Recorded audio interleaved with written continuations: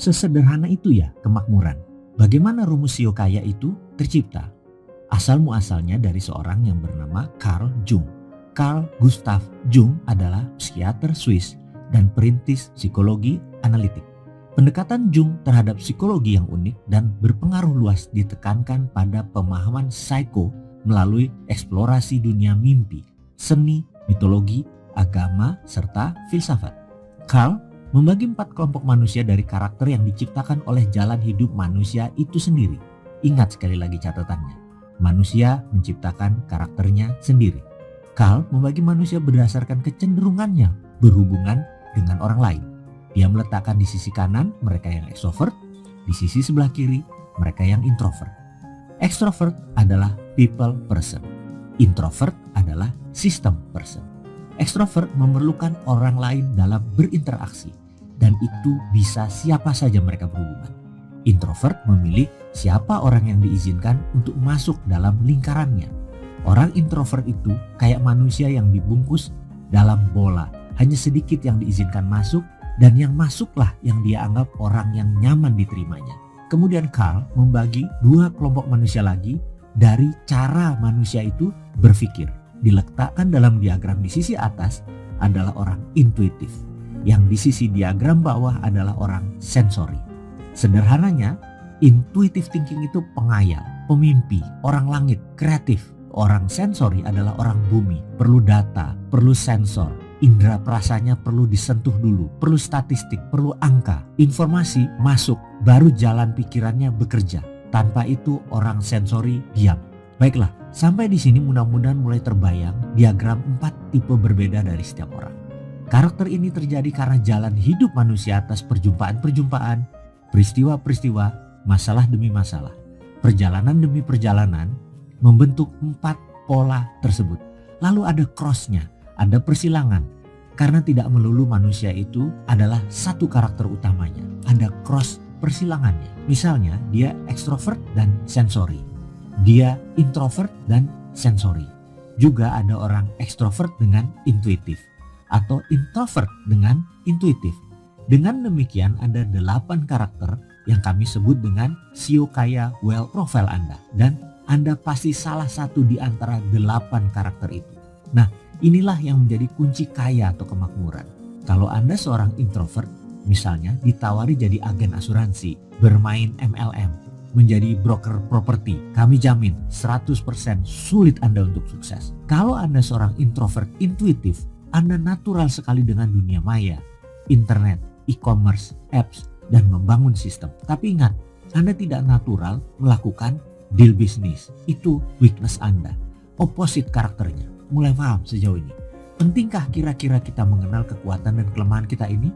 Pentingkah untuk tahu kekuatan mitra kita, pasangan kita, atau lebih jauh lagi, partner kita harus seperti apa karakternya untuk melengkapi sukses kita ke depan? Conscious competence, kesadaran berkemampuan. Kita sekarang membicarakan hal yang sederhana dulu. Masalah berpikir benar, kok bisa jadi kaya raya? Berpikir dan bertindak seperti apa? Menjawab pertanyaan seperti ini memang harus rinci menjelaskannya. Juga harus memberi contoh dan pengalaman.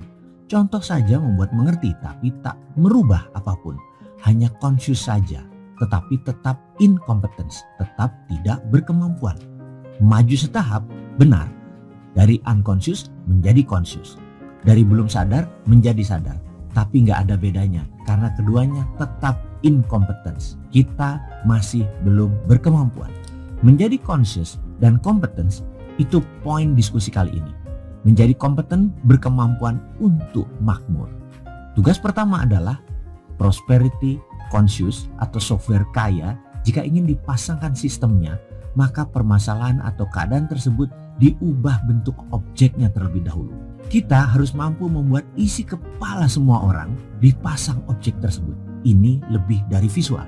Oke, agak sulit menerima informasi ini, saya coba katakan dalam bentuk lain dengan contoh. Seorang perokok, teman kita, ingin berhenti merokok. Dia sudah coba berbagai cara, tetap saja. Kalau dia lagi stres, lagi cari ide, habis makan, selalu harus merokok. Maka Saya sebagai orang yang diminta untuk menghilangkan kebiasaan merokok tersebut harus melakukan yang namanya mengubah objek.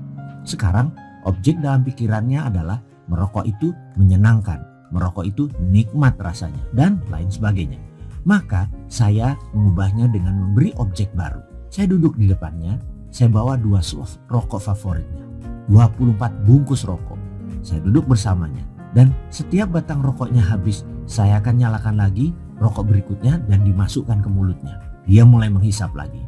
Ketika memasuki 3 bungkus, dada dia mulai sesak. Dan apa yang dilakukan oleh kita? Paksa terus dia menghisap rokok selanjutnya. Sampai 6 jam, sampai 1 slov habis tanpa jeda. Dia akan menangis, pedih, sakit, dada sesak, sebel, segala macam rasa jelek, negatif masuk bercampur baur. Dan apa yang harus kita lakukan? Kita tidak peduli terhadap pendapatnya.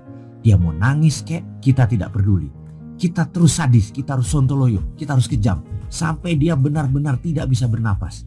Entah dibungkus keberapa. Di saat itu berhenti proses ubah objeknya. Di sini teman kita tadi sudah punya objek baru. Merokok itu gak enak, bikin sesak, bikin sakit, bikin trauma. Dan dia pun berhenti merokok. Pasti disinilah seninya. Kepakaran seorang mentor, di sini pertaruhannya. Kalau dia balik merokok, itu mentor abal-abal. Kalau sama kita, garansi dia tidak balik karena kita tahu apa yang harus kita lakukan untuk itu.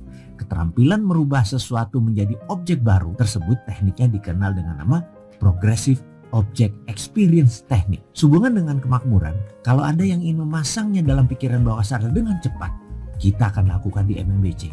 Namun dengan video ini, saya juga garansi Anda pun bisa prosperity conscious itu terpasang. Servo mechanism. Mari kita periksa diri sejenak. Adakah hal-hal yang telah menjadi pola yang sangat rapih dalam kehidupan kita? Selalu terjadi dan terjadi. Bahkan sebelum terjadi, kita seringkali meramalkannya untuk terjadi dan akhirnya benar terjadi. Itulah bentuk servo mechanism kita. Dalam dunia servo mechanism yang namanya baik atau buruk adalah hal yang sama. Kita ambil contoh servo. Ada orang di luar sana, saya yakin bukan Anda sahabat. Ada orang yang selalu pembantunya kalau sehabis lebaran tidak pernah balik ke rumah lagi dengan alasan bermacam-macam. Sehingga dia bingung bahkan mengambil kesimpulan bahwa cari dan mempunyai pembantu itu susah. Padahal sudah dikasih ongkos bolak-balik itu pembantunya. Diberi TV di kamar belakang. Apapun yang membuat pembantu itu betah. Tapi tetap saja pembantu tersebut tidak balik atau jarang balik lagi. Ada lain lagi misalnya. Setiap di tahun kedua dia bekerja selalu berpindah. Asal tahun kedua plus minus deh pokoknya. Belum tahun ketiga dia udah pindah kerja.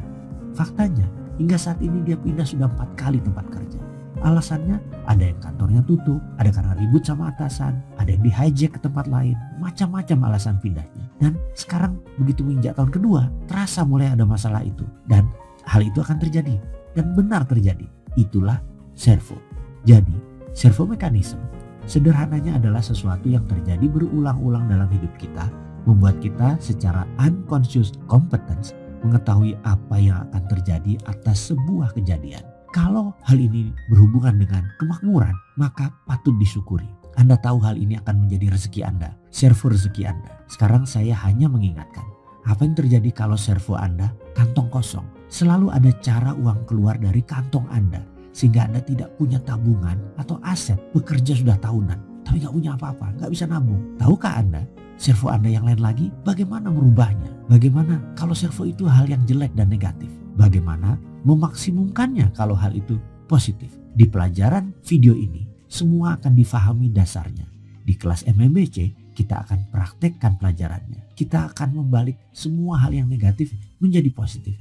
Juga dalam video ini, kita akan melakukannya secara perlahan.